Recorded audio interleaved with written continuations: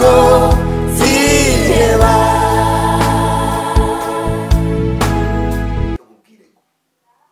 Wakora byinshi, wabona byinshi, ndetse byinshi mu bishoboka amafaranga arabikora, ariko umwuka w'Imana we ntagurwa. Ukeneye kwemera Yesu Kristo, ukeneye kwemera Yesu Kristo akinjira mu buzima bwawe. Ntabwo ziheba. Iyo tuganiriye kuri aya magambo rero cyane cyane yuko twifuza yuko iki kiganiro kiraba gitoya, ibindi birambuye cyangwa se andi makuru menshi yaruta aya ngaya wasomeza inkuru ushaka kuzumva neza, kuko udahereye mu cyumweru 32 ntabwo ubyumva neza, ariko ndagira ngo tuvugeho gatoya. Uyu nguyu ni Yozefu ubyarwa na Yakobo, bavutse ari abana 12. Yozefu uyu nguyu yavutse ari umwana wa 11. Birigere ko Yozefu yamukundaga cyane, amukunda cyane kurenza uko abandi bana bose yabakundaga. Ikimenyimenyi ngo amudodeshereza ikanzu nziza irutiye abandi bose. Burya rimwe na rimwe ku muntu w'umubyeyi arabyumva. Burya abana bose n'abana, kandi abana bose ku mubyeyi aba ari abana. Ariko sometimes rimwe na rimwe hari igihe umubyeyi agira umwana akunda ku mpamvu zitandukanye.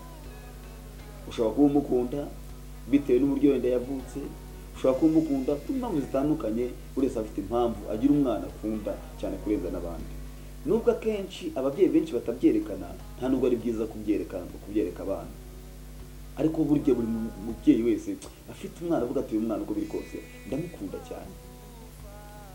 Na Yozefu rero kuri se niko yari ameze, yaramukundaga cyane, akajya ahora arota inzozi akazirotorera se. Ese akavuga ati mwana wanjye, ati ibyo uvuga koko tubungu ushatse kuvuga yuko ngewe n'abakuru tuzakwikubita imbere. Amaze kumurotora inzozi z'uburyo bagiye gusenya imibese kazi kumikubita imbere, ngo bukiye kongera akaryama, akarota agiye kubona abona ukwezi n'inyenyeri byose biza kumikubita imbere, ngo se akajya mu cyaha, kuko se yabaga amaze kumenya icyo avuze, yamaze gusobanukirwa iby'izo nzozi, ariko akarushaho kumucyaha kugira ngo bene batarushaho kumugira ishyari. Ako n'ubu ntabwo ryigeze rihagarara, bamugira ishyari ku buryo bukomeye. Mu rugendo rurerure rero cyangwa se izi nkuru ni ndende, igihe cyaje kugera ngo se aramubwira ati genda usange bakuru bagiye kuragira urebe ko bari amahoro, ugende bagemuriye. Ngo nuko akigera kure avuga ati dore ka karosi karaje, muze tumufate tumugire nabi tumwice turebe ko zanze zizasohora. Ngo baramufata, umwe muri aravuga ati ariko mureke twe kumwica tumushyire muri rugobo, ahubwo tumwice amaraso yacu tuzayabaza, amaraso ye tuzayabaza. Uruka mu runyana mu rugobo bari bacukwe rwo kushyirwamo amazi. Haciye akanya haca abashimayeli barimo bagenda, ngo nuko umwe muri bo Yuda aravuga ati mureke tumugurishe, aho kugira ngo azapfe amaraso ye tuzayabaza. Ngo nuko baramugurisha baramujyana. Yaragiye ashyikira kwa Potifari. Rimwe na rimwe buryo umuntu Imana imugambireho ikintu, akenshi umugambi w'Imana ushaka ahantu hakomeye. Niba ari Imana akuvuzeho, ntibizabuza intambara kukubaho, ntibizakubuza guca mu ntambara, ntibizakubuza guca mu bigeragezo, ntibizakubuza guca mu bikurwanya. Niba ari Imana akuvuzeho, ndetse kimwe mu bintu bigaragaza yuko hari ikintu Imana ikugambiriyeho, kimwe mu bigaragaza, kimwe mu bimenyetso bigaragaza yuko hari ikintu Imana ikugambiriyeho, nuko uzageragezwa cyane kandi abahari babigizemo Imana ifashe cyane. Yozefu baje kumujyana rero, kumujyana kwa Potifari. Ageze kwa Potifari, yari umuntu ukomeye cyane, yari umugaba w'ingabo, yari umunyacyubahiro.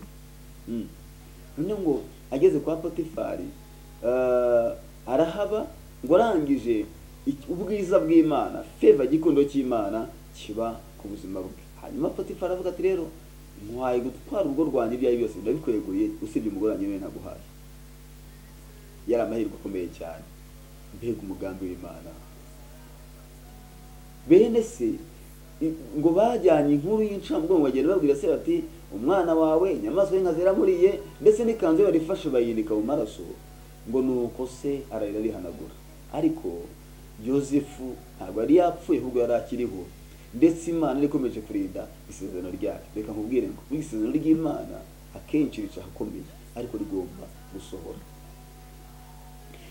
aba kwa Potifari arahaba, ngo igihe kiragera muka Potifari aramwifuza. Inshuro mbere avuga ati baretse tukaryamana, avuga ati reka ubwire mabuja databuja yanyemereye byose, ibyo mu rugo rwose yabimpaye uburenganzira. Avuga ati ariko wowe ntabwo yakumpaye.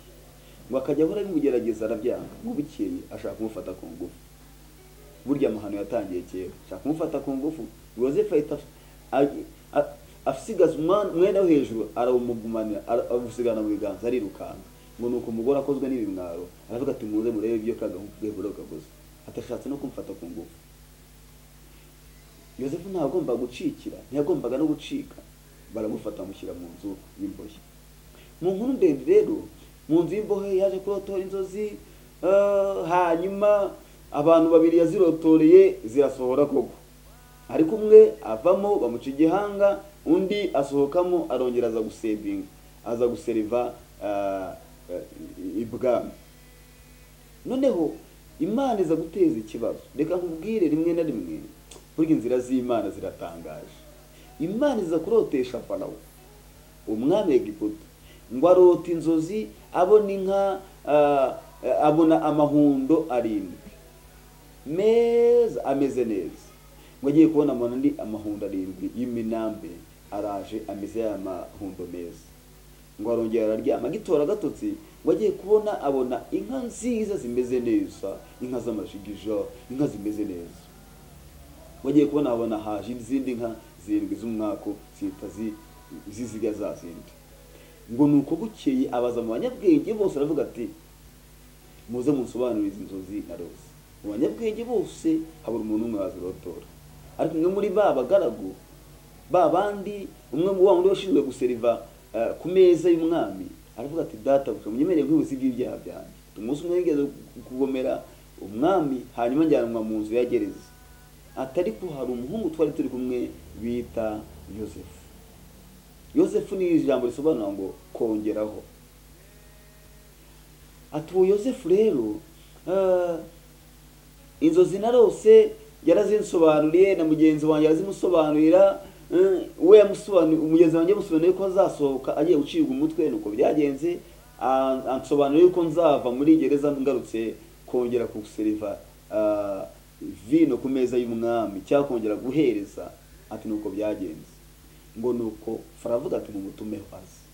Haleluya. Reka nkubwire inzira z'Imana ni nyinshi, ntiwamenye ko Imana izabigenza. Nubwo ari byinshi uhura nabyo, hari intambara nyinshi uhura nazo umunsi ku wundi, ariko inzira z'Imana ni nyinshi, tuzi uko izabigenza. Haleluya. Ngo nuko Yozefu baramutumira bamuvana muri gereza. Ahari ntekereza ko bagiye kumufata bakabanza bakamwogosha, bakabanza kumujyana ahantu bakamugura costume agasa neza. Kandi ntekereza rero ko bagiye kuza bamuzana muri V8. Izina ry'Imana rihabwe icyubahiro. Ngo nuko akihagera, bavuga byinshi ariko reka twihute. Farawo amurotora inzozi zo zose. Akimara kumurotorera aravuga ati gusobanura si ukwanjye nuko Uwiteka. Ngo nuko murotore bw'izo nzozi, ariko arangije atangira no kubagira inama. Aravuga ati nuko rero mushaka umuntu w'umunyabwenge, mushaka umuntu w'umuhanga, hanyuma hunike ibintu bizashobora gutunga abantu muri iyi myaka 7 y'inzara izakurikiraho. Farawo aritegereza, arebye abona ibyo umwana amubwiye koko nibyo.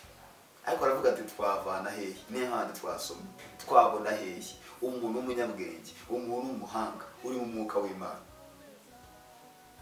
Yabanje kwibaza b'abanyabwenge bose, ndita abanyabwenge ariko kuri bo barabaye nk'injiji. Haleluya. Ijambo ry'Imana ryaravuze ngo kuba Uwiteka nibwo bwenge. Yo 28:28. Kuba Uwiteka nibwo bwenge, kandi kuva mu byaha niko kujijuka. Kuba Uwiteka nibwo bwenge, ndetse kuba Uwiteka ni ishingiro ryo kumenya, niko Salomo yavuze. Tujye tubona amatangazo y'akazi, tukumva ngo hano muri Rwanda Revenue, muri Rurahe n'ahandi hari akazi. Ariko ukabona hari condition. Ugomba kudepoza ko umwanya agomba kuba afite ibinini, yarize ibinini. Nese kwizo bwizo ko ari inzego zitandukanye mu isi bakoresha abantu bize. Nese utarize inda bakakaza. Imana ari gifata abantu bayo ikabigisha. Ibanze gufata Yozefu iramujyana muri gereza ijya kumwigisha. Aha twakavuze byinshi cyane ariko reka tugire dusoze. Umwuka w'Imana uramukeneye, umwuka w'Imana yamujyanama ku buzima bwawe. Tugiye gusenga Imana. Avuga ngo muhaye gutwara igihugu ndetse n'urugo rwanjye ndaruguhaye, kugira ngo mwegurire byose n'urugo rwawe narwo rwongereho. Izina ry'Imana byo avuga ngo kandi nta muntu uzinjira muri Egiputa utabyemeye, nta n'uzasohokamo utabyemeye. Ibintu byose yahawe, ariko ibanga ni iri, ni uko muri afite umwuka w'Imana. Umwuka w'Imana ubona ibyo abantu batumunesha amaso. Umwuka w'Imana ni umujyanama. Umwuka w'Imana atwereka inzira, atwereka icyerekezo. Umwuka w'Imana aduha amakuru iyo tugana. Haleluya. Umwuka w'Imana aduha amakuru iyo tugana, aduha amakuru iyo tugana. Icyerekezo. Izina ry'Imana ntabwo icyubahiro. Uko biri kose umuntu n'umwuka w'Imana arakeneye. Umwuka w'Imana ni ingenzi mu buzima bwawe. Shaka amafaranga, iga cyane wifuze kumenya, shaka inshuti n'ibindi, ariko kandi ntibibagirwe guharanira gushaka umwuka w'Imana. Ariko icyo ukeneye ni kimwe, ni ukubanza kwakira Yesu Kristo umwami n'umukiza w'ubugingo bwawe. Reka nkubwire ngo wakora byinshi, wabona byinshi, ndetse byinshi mu bishoboka, amafaranga arabikora, ariko umwuka w'Imana we ntagurwa. Ukeneye kwemera Yesu Kristo, ukeneye kwemera Yesu Kristo akinjira mu buzima bwawe, akayobora ubuzima bwawe, akayobora urugo rwawe, akayobora akazi kawe, ukamushyira imbere. Niwamushyira imbere ukamwemerera, azamubyara, kandi byinshi wagejeje bikanga, bizagenda neza. Tugiye gusenga Imana. Ndawushima Imana igira neza ku mwanya nk'uyu nguyu. Dusoma ijambo rye ritubwiye ngo umwuka w'Imana twavaneho umuntu ufite umwuka w'Imana. Sengeye mwene data ufite icyifuzo cy'uko umwuka w'Imana aba mu buzima bwe yamuyobora. Reka umushoboze, umurwanire. Imbaraga z'umutwaza igitugu zikurwa, imbaraga z'umwuka wera zibaye nta munsi ku wundi. Urakoze uhabwe icyubahiro mu izina rya Yesu, amen. Ntiwibagirwe gukora subscribe ndetse no gusangiza abandi ubutumwa bwiza. Nk'uko musanzwe mubikora n'ubundi urasharinga, haba ku mbuga nkoranyambaga ndetse n'ahandi. Imana iraguha. Hanyuma kandi hakwibutsa neza yuko ibikoze udufashije ivugabutumwa. Ibi turi gukora nta zindi nyungu dufitemo, nuko turi gukora umurimo wa Data. Rero uradufashije gukora umurimo, kandi nizeye ndashidikanya ko natwe tuzagabana kuri wa munsi ubwo tuzaba tugiye guhembwa. Imana umugisha. Ndabakunda. Shalom. ntabwo